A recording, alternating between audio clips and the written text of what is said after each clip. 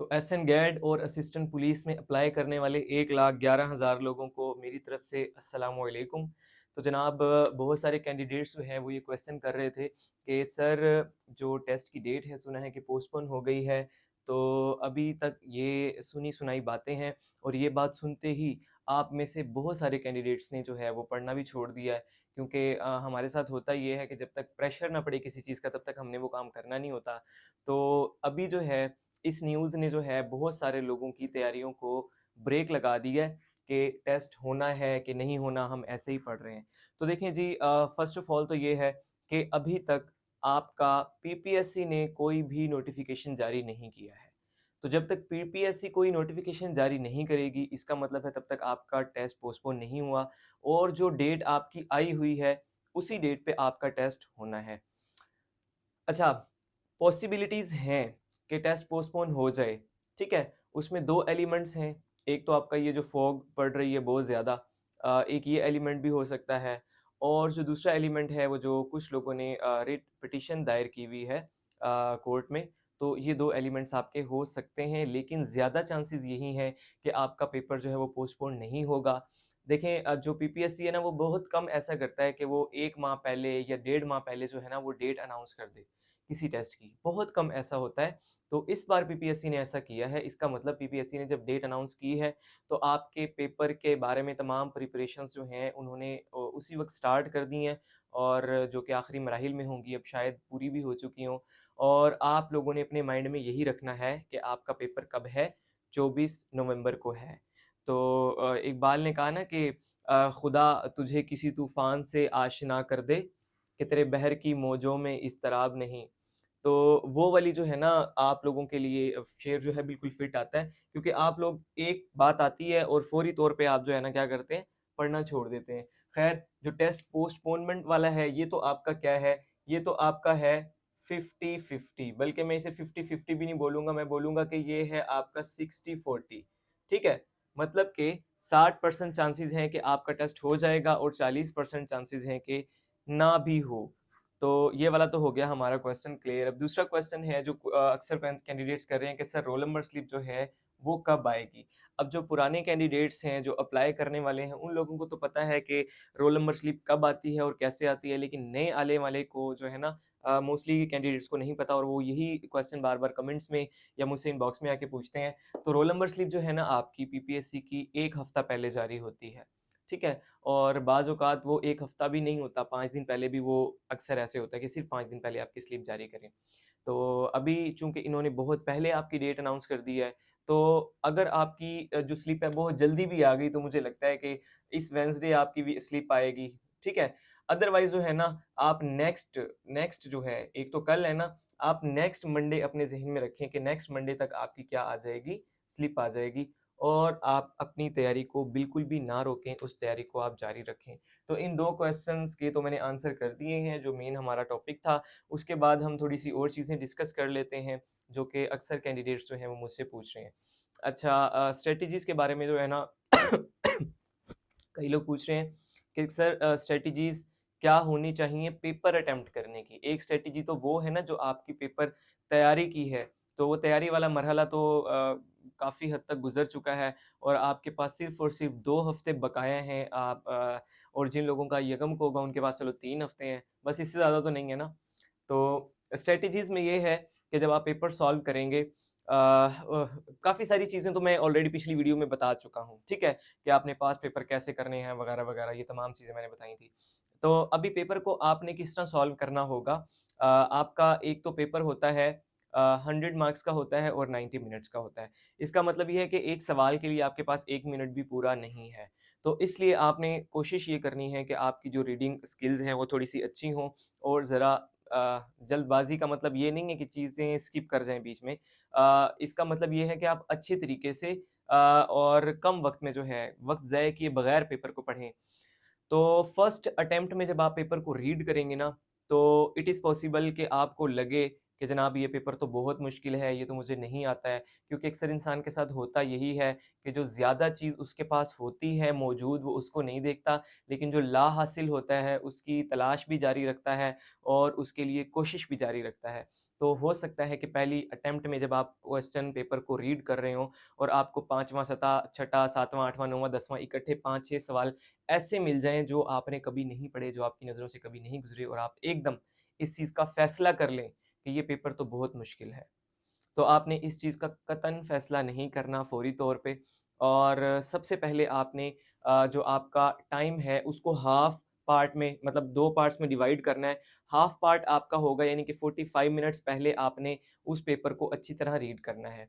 उसमें से जो लोग तो ऑलरेडी प्रिपरेशन कर रहे हैं वो 60, 62, 65 जो ले रहे हैं, वो तो उनको आते ही आते हैं और जो नए कैंडिडेट्स हैं उनको जितने भी आते होंगे, चाहे वो 40 आते हैं, चाहे 45 आते हैं, तो उसकी स्ट्रैटेजी ये है, जो कि मैं खुद भी यूज़ करता रहा हूँ, कि आप लोग एक बार क्वेश्चन को रीड करेंगे और जो उसका बबल होगा, उसको आप फ़ौरी तौर पे फ़िल ना करें। आप क्या करें, उसमें हल्की-सी एक छोटी-सी लाइन लगा दें, उसमें डॉट लगा दें, ठीक है? कोई इस तरह की निशानी लगाएँ आप और अगले क्वेश्चन पे आ जाएँ। तो इस तरह आप जब 45 मिनट्स के अंदर अपना फर्स्ट अटेम्प्ट में 100 क्वेश्चन रीड करके, जो आपको आते होंगे वो सारे बबल फ़िल कर लेंगे, तो आपके पास बचा होगा आधा टाइम और आपने क्या करना होगा बबल फिल करने होंगे और जो बाकी क्वेश्चन आपके रह गए हैं आपने वो सॉल्व करने होंगे। तो इसके बाद आपका जो मरहला आएगा वो आपने बबल फिल करने हैं। तो बबल फिल करना कोई आसान काम नहीं है, इसके अंदर भी टाइम लगता है। तो अगर आपने पहली अटेम्प्ट में 60 क्वेश्चन किए हैं तो इसका मतलब 10 से 12 मिनट आपके बबल फिल करने में लाज़मी लगेंगे और जिन लोगों की स्पीड स्लो है, जिन लोगों का साबन स्लो है, उन लोगों को 15 मिनट भी लग सकते हैं वो बबल फिल करने में। तो इसलिए आप अपने टाइम को इस तरह से आपने बचा के रखना है। अब दूसरे नंबर पे आ गए वो क्वेश्चंस जो आपको नहीं आते हैं बिल्कुल।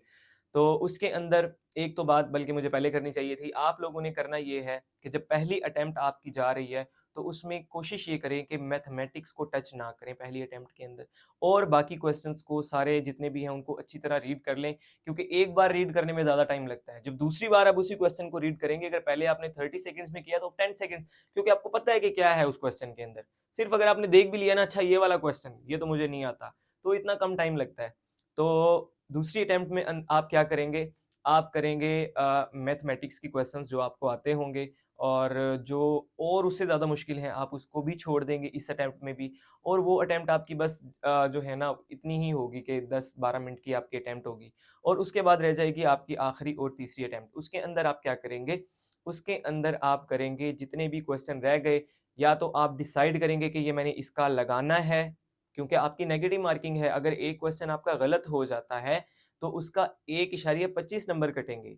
यानी कि 1 नंबर तो जो गलत करने का वो कट गया, वो तो कटना ही कटना है ना, वो तो अगर आप छोड़ भी देंगे तो भी कटेगा। लेकिन गलत करने पे 0.25 एक्स्ट्रा मार्क्स आपके कटने हैं। तो इस तरह आपके 1 मार्क्स गलत होने के 1.25 और अगर आपके 4 क्वेश्चंस गलत हो जाते हैं, तो आपके 5 मार्क्स कट जाएँगे, ठीक है? और अगर वो 4 क्वेश्चन आप छोड़ देते हैं, तो 4 मार्क्स ही कटेंगे, 5 नहीं कटेंगे, वो जो नेगेटिव वाले हैं वो नहीं कटेंगे। तो होप सो ये नेगेटिव वाला भी आपको समझ आ गया होगा कि क्या सिलसिला है। अब आपने तीसरी अटेम्प्ट में क्या डिसाइड करना है कि मैंने इनमें से कौन-कौन से टिक करने हैं, कौन-कौन से बबल फिल करने हैं और कौन-कौन से आपने नहीं करने। तो उसके अंदर कुछ क्वेश्चन हमेशा पीपीएससी इस तरह के देता है जो बिल्कुल ही नए होते हैं। देखें, कोई ऐसा क्वेश्चन अगर है ना जो आपने पढ़ा है और आपको 2 के अंदर या 3 के अंदर बस डामाडोल हो रहा है कि यार इसका ये हो सकता है, ये हो सकता है। तो मैं ये सजेस्ट करूँगा कि वो वाले आप लाज़मी लगाया करें। क्योंकि इन क्वेश्चंस में जो तुक्के वाले क्वेश्चंस होते हैं, तुक्के वाले वो क्वेश्चंस जो आपने कहीं रीड किए हैं और आपको भूल गए, तो 50-50 होता है इनका आपको। यानी कि 4 किए हैं, 2 सही हो गए, 2 गलत हो गए। अगर इस तरह भी हो जाए, तो भी आप प्लस में हैं। आपने 4 क्वेश्चन किए, 1 ठीक हुआ, 3 गलत हुए, फिर भी आप प्लस के अंदर हैं। अगर आपने 4 किए, 4 के 4 गलत हो गए, फिर आप खसारे के अंदर हैं। ठीक है? तो अच्छा, एक तो वो आ गया कि जिनका आपको थोड़ा बहुत है कि यार ये मैंने कहीं पढ़ा हुआ है, इसको मैं लगा देता हूँ। तो वो आपने कर लेने हैं। उनको आप बिल्कुल ना छोड़ना क्योंकि आप लोगों को जिस तरह मैंने 1,11,000 लोगों को पहले सलाम किया, तो उसका मतलब यही था कि इतने आपके कॉम्पिटिटर हैं, तो कोशिश यही होनी चाहिए आपकी कि ज़्यादा से ज़्यादा मार्क्स आपके आएँ। अच्छा जी। उसके बाद जो है आपने जब ये कर लिया जो आपको आते हैं उनका और जो नहीं आते उनको भी डिसाइड कर लिया और आपने अपनी बबल्स शीट को अच्छी तरह फिल कर लिया तो आपका जो टेस्ट है वो ख़त्म हो गया।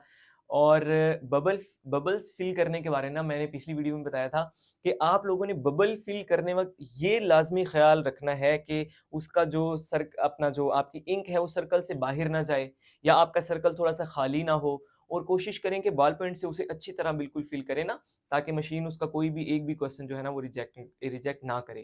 क्योंकि ऐसे कैंडिडेट्स हैं मौजूद मेरे पास जिन लोगों का बहुत अच्छा पेपर हुआ पिछले दिनों, और वो लोग मेरिट में 7-8 नंबर दूर पड़े हुए थे। तो कहते सर हमारे तो बहुत अच्छे नंबर थे, पता नहीं ये कैसे हो गया। तो बबल्स फिल करने में कहीं न कहीं जो है ना वो मिस्टेक होती है आप लोगों से। तो ये थी कुछ स्ट्रैटेजीज़ जो मैंने आपको बताया कि किस तरह आपने पेपर को सॉल्व करना है। तो पेपर सॉल्व करने के लिए जो टाइम मैनेजमेंट है ना आपकी, ये आपकी टॉप प्रायोरिटी होनी चाहिए। अगर आप टाइम मैनेज नहीं कर पाए, तो आप वहाँ पे बौखलाए हुए रहेंगे। ख़ास तौर पे वो लोग जिनका पहला, दूसरा या तीसरा टेस्ट है। जो हमारी तरह पापी हैं, उनका तो कोई नहीं, वो तो अ, प्रेशर उनके लिए कोई मसला नहीं है, बर्दाश्त कर लेते हैं जिन लोगों ने काफ़ी पेपर दिए हुए हैं। लेकिन जो नए लोग हैं ना, वो बड़े प्रेशराइज़ हो जाते हैं वहाँ पे बैठ के, बबल फ़िल करते हुए हाथ काँप रहे होते हैं, मैंने कई लोगों को देखा है।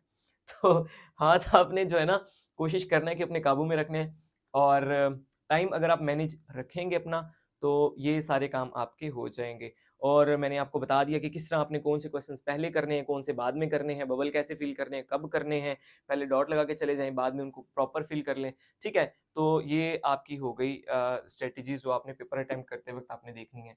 उसके बाद ना मेरे पास काफ़ी सारे एस्पायरेंट्स आ रहे हैं अभी तक नोट्स के लिए, जो कि मैंने पिछली वीडियो में बोला था कि नोट्स सेपरेट मैं आप लोगों को नहीं दूँगा। तो अब ये है कि हमारे सेशन को जो है वो 20 डेज़ तो हो गए हैं, 21st डेज़ है। तो अब मेरे पास वो नोट्स बहुत सारे मैंने कंपाइल कर लिए हैं, जो कि अब आप समझ लें कि एक अच्छी हालत में मौजूद हैं। और अब अगर कोई एस्पायरेंट्स वो नोट्स लेना चाहें, तो पेड नोट्स होंगे, ज़ाहिर बात है, फ्री तो नहीं होंगे। तो वो आप मुझसे जो आपको व्हाट्सएप नंबर नज़र आ रहा है, उस पे राब्ता करके आप मुझसे ले सकते हैं। अच्छा जी, उसके बाद ये है, अब जो नए एस्पायरेंट्स हैं ना बिल्कुल, जो बिल्कुल नए एस्पायरेंट्स हैं, उनके बारे में एक मैसेज ये है कि वो लोग बहुत ज़्यादा कन्फ्यूज़ हैं। उनमें से काफ़ी लोग ऐसे हैं जो मेरे सेशन में भी मौजूद हैं, नए हैं बिल्कुल, और वो जब देखते हैं, थोड़ी बहुत इधर-उधर से बातें सुनते हैं, बिल्कुल ही हिम्मत हार जाते हैं कि सर जी, हमारा क्या बनेगा? ये तो इतने 2 साल से, ये 4 साल से तैयारी कर रहे हैं। तो देखिए, जो तैयारी करने वाले लोग होते हैं ना, उनकी कैटेगरीज़ होती हैं। ठीक है? काफ़ी कैटेगरीज़ होती हैं, जिसमें से एक कैटेगरी वो होती है जो पिछले 3-4 साल से पेपर तो दे रहे होते हैं, लेकिन वो सीरियस नहीं होते उसके बारे में। मतलब वो या तो किसी प्राइवेट कंपनी के अंदर या प्राइवेट कॉलेज में कोई अच्छी सैलरी ले रहे होते हैं। जब पैसा आ रहा होता है तो वो फिर कहाँ पे इतनी एफर्ट करते हैं। तो वो जो है वो नहीं करते। उस लिहाज से उसकी प्रिपरेशन नहीं करते, और इसलिए वो इतने अरसे से रह रहे होते हैं पेपरों के अंदर। और कई लोग ऐसे हैं जो 60-65 इतने मार्क्स ले रहे हैं अभी तक लगातार। तो उनकी भी काफ़ी पीछे मेहनत है, लेकिन कुछ स्ट्रैटेजीज़ बस उन लोगों की ऐसी होती हैं कि जो उन्होंने, या तो कोई प्रॉपर मेंटर उनके पास नहीं होता है, अपनी तरफ से लगे होते हैं और कहते हैं जी, आज नहीं तो कल हम कर ही लेंगे। और या फिर जो है मेमोरी का किसी का इश्यू हो सकता है। अदरवाइज़ जो है ना, मेरा ये मानना है कि जो बंदा अभी पिछले 1 साल से 60-65 वाली रेंज में खड़ा है और पेपर पास उसका नहीं हो रहा, तो उसके पास ना तो प्रॉपर गाइडलाइन है, और ना उसके पास प्रॉपर नोट्स हैं, ना उसने प्रॉपर टेस्ट सेशन कोई दिया है, और ना ही उसने किसी से प्रॉपर लेक्चर्स लिए हैं। तो ये तमाम चीज़ें मैं तो ये बोलूँगा कि आप लाज़मी किया करें। देखें, जहाँ पे आप लोगों ने इतनी-इतनी डिग्रीज़ की हुई हैं, आपने बैचलर्स में, और 4 इयर्स बैचलर मोस्टली तो आजकल है, या मास्टर्स में आपने जो है वो लाखों रुपए की फ़ीसें भरी हुई हैं। तो वहाँ पे अगर आप इतनी फ़ीसेस भर सकते हैं, तो जॉब के लिए आप इतना थोड़ा-सा इन्वेस्ट क्यों नहीं कर सकते? क्योंकि मैं तो इसे इन्वेस्ट कहूँगा, कई लोग तो इसको बोलते हैं कि ये बिज़नेस है, और मुझे कमेंट्स भी कुछ किया है 1-2 लोगों ने। ख़ैर मैंने उनके कमेंट डिलीट नहीं किए हैं, मैंने कहा पड़े रहें, लोगों को पता चलना चाहिए, ये नज़रिया भी है लोगों का।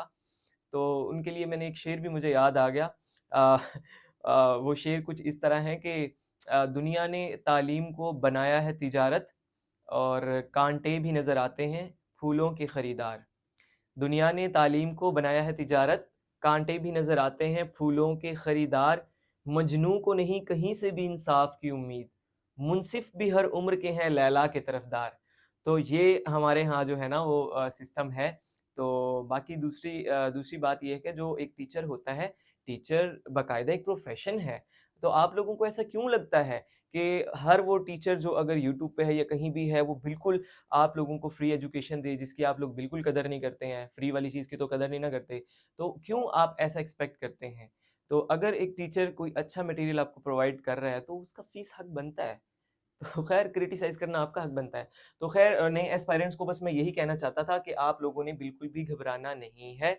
आप लोग अपनी तैयारी के ऊपर डटे रहें और जो बाकी लोग जो शोबदाबाज़ किस्म के लोग आते हैं पीपीएससी के पेपर देने, आप लोग उनसे कई दर्जे बेहतर होंगे और कई दर्जे ज़्यादा सीरियस होंगे आप लोग उनसे।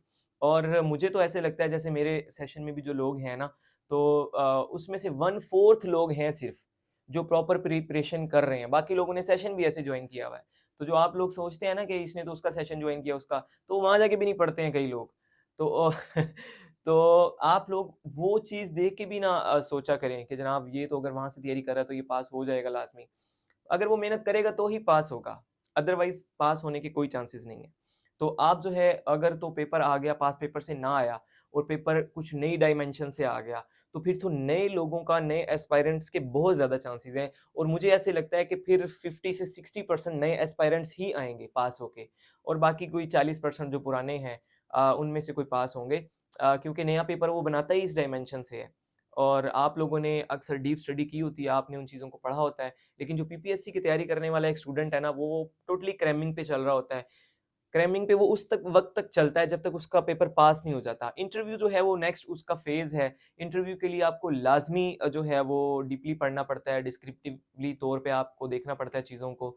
तो अदरवाइज़ जो है ना पहला पेपर जो क्रैक करने तक वो यही है, क्रैमिंग है टोटल। तो बाकी मैंने कोशिश की है कि काफ़ी सारी चीज़ें आपसे डिस्कस कर लूँ। जो काफ़ी दिनों से मेरे ज़हन के अंदर थी। तो मैंने कहा कि पेपर होने से पहले-पहले एक बार डिस्कस कर ली जाए आप लोगों से। तो इसके अलावा आप लोगों के जो क्वेश्चन्स हों, अगर किसी एस्पायरेंट का कोई क्वेश्चन है तो कमेंट सेक्शन में मुझे बताइएगा। तो मैं इंशाल्लाह उसके लिए भी कोई ना कोई 5-7 क्वेश्चन जमा होंगे तो एक नई वीडियो बना दूँगा। तो तमाम लोग अपना ख़्याल रखें और बहुत-बहुत शुक्रिया। अल्लाह हाफ़िज़।